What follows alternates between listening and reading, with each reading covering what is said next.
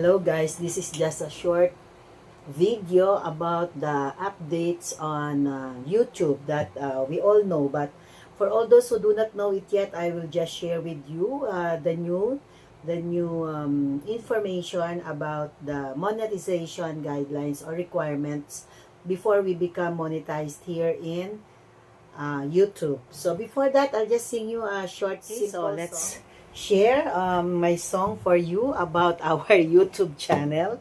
Yeah, I hope you will like it. I'm not that good here, but I'll just sing a simple song for you. All right. I am Gina, your friend in YouTube. Here we chat, here we meet so many friends. I have sharing of videos,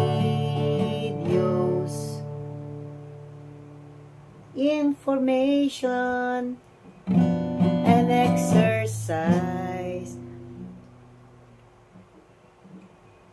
school events, live stream, and workout.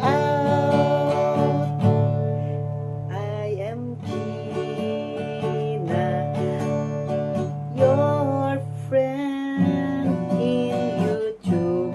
Here we chat, here we meet so many friends. Sharing of videos,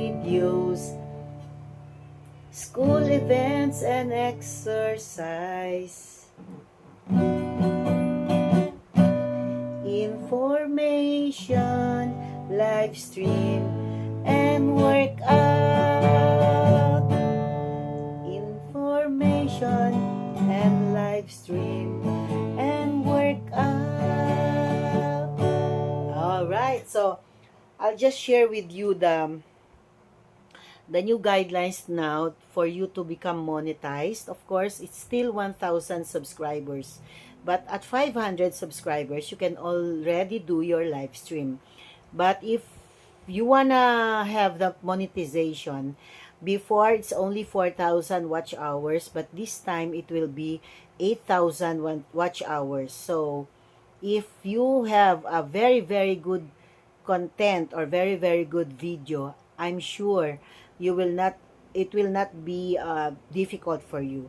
Of course, at first, many of our friends, many of the YouTubers were really surprised or were really, I think, disappointed because it was doubled, it was doubled from 4,000 watch hours, it was changed to 8,000 watch hours. So, if you will really look at it, it's very, it increased times 2, doubled times 2. So,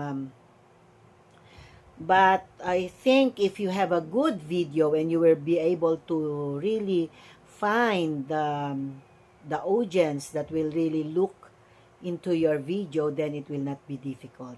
So, I think those people who are trying to complete the 4,000 watch hours, you need to do that before February 2027. So, if you are already beginning to complete the 4,000 watch hours, there is a deadline now that you need to beat it up or to beat the target before February 2027. You have to finish 4,000 watch hours. Or if not, you will be starting February 2027, it will become 8,000 watch hours already. Okay, so that's all.